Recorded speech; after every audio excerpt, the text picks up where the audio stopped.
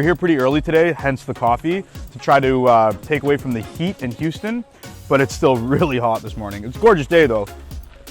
Dunkin' Donuts. The house looks beautiful. I can't wait to see more of the inside.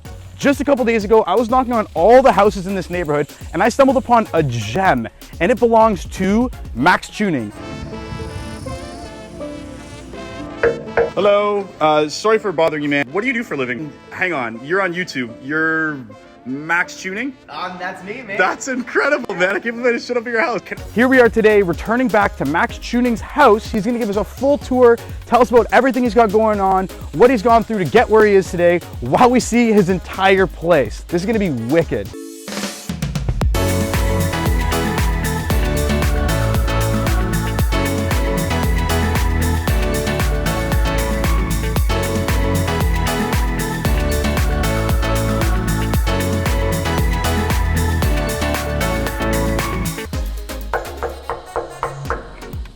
Here we go.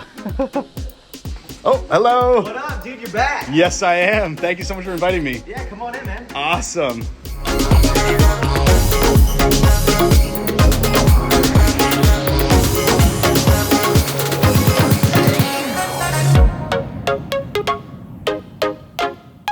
I want to say thank you so much, Max, for inviting me back to your house. This place is wicked, and I'm really interested to hear your story and how you got where you are today. Absolutely, man. Let's do it. My name is Maxx Chewning. I'm 31 years old, and now I guess I'm gonna say I'm a business owner. So I have a clothing company called Everford Apparel. Nice. Started about 4 or 5 years ago, and then the newest venture is a candy company called Sour Strips. All right, guys. So before the video starts, I want to say that the Sour Strips restock is now live. First link in the description. This is some of the best sour candy you will ever put in your mouth. And then I'm a personality. I'm an influencer. I'm a content creator. So that's, I guess, my core of it, and that's what started the businesses or started me kind of getting on that path. But I do a little bit of everything. I see.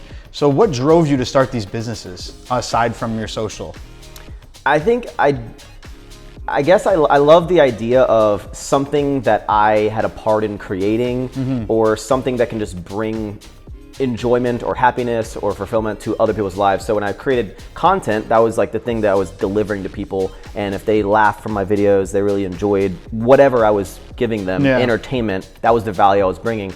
And when I started the clothing brand, it had a kind of a core message with something that resonated deep with me, with my late father, with this phrase called Everford. It's something that my dad used to say. So that was what resonated a lot with people, and I wanted to create like a high quality clothing thing so people could maybe feel more confident when they go in the gym, and it had a message on it that hopefully inspired people, so whatever their goals were. So I thought it was really fulfilling to provide a product that had some sort of impact on people. And then with the candy, it's just cool seeing people enjoying a good candy, right? Yeah. And people like post it with their kids or something, where they're like, "Oh, my son loves it so much," and it's just like it's a cool feeling. So I see.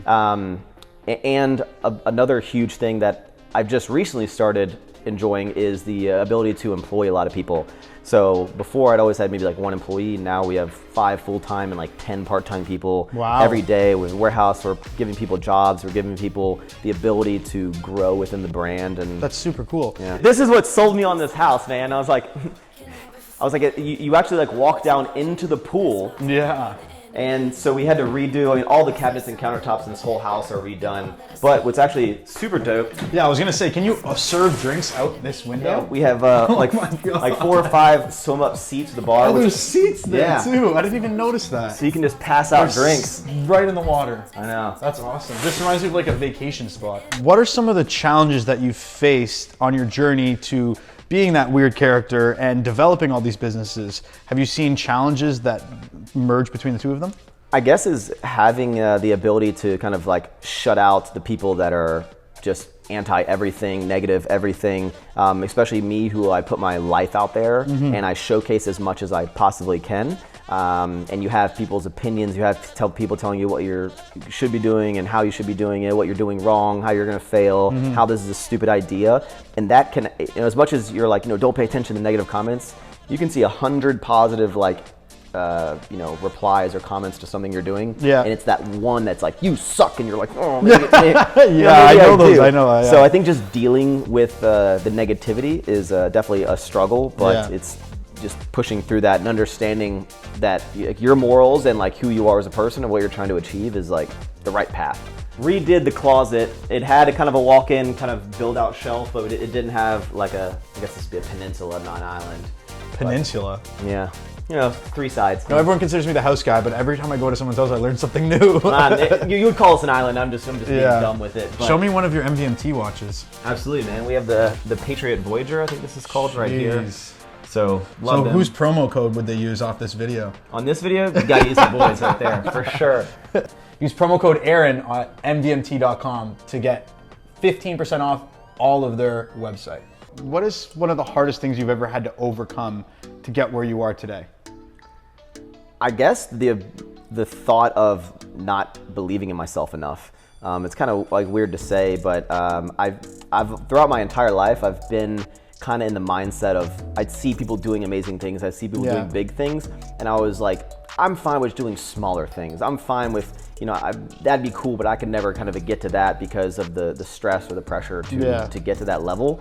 And I've always told myself that I couldn't do as big of things as I'm doing and I want to do. And I think pushing past that has been a real challenge for me. I started YouTube and social media before. It's still weird now, but it was even weirder back in 2012, 2013. And I was, just finishing up college, and it was very fitness focused content. Okay. So it'd be a lot of, doing bicep curls in the gym and, showing people my physique and stuff like that. And then I'd go to the local kegger house party, and they'd be like, "Oh, Max, you filming yourself in the gym again, man? Like, oh, like, like, oh, you filming yourself with your shirt off in your room, you loser." And so it's like me just being people telling me that what I was doing was dumb. People telling me that filming myself, like, what is the point of this? Where is this gonna go? And I didn't have an answer back then. It was just like, I don't know what the end goal of this is. I don't know where this is gonna go, but I know that this is it. Do you do a lot of, is there barbecue here? Do you do a lot of cooking on the barbecue? I have not used a barbecue yet. Oh my God, how long have you lived here? I literally bought it before I moved in, and I think my friend used it one time, but... Well, you know what, you have a gas stove top, so I mean... Look, I just like going to Chipotle and Chick-fil-A. I don't know if they have that in Canada, but... they have a little bit of both. Yeah, okay, they do. Tell me, what would be 3 things you would tell your younger self with the knowledge you have now?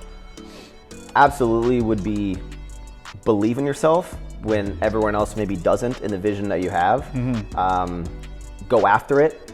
If you don't think that anything is too big or too far out of reach, and sometimes it's okay to, it's okay to be scared, because a lot of times in my journey, in my businesses, people don't see, like, I put on this facade of like, everything is perfect, smiling, laughing, joking, immature jokes. But a lot of the times, especially when the brands are growing like crazy, I go through so many scary moments in my brain that I'm like worried that if I told my employees, they'd be like, should I be worried? I'm like, no, like, I got it. This is where he spends all of his time when I'm editing, chilling up on there.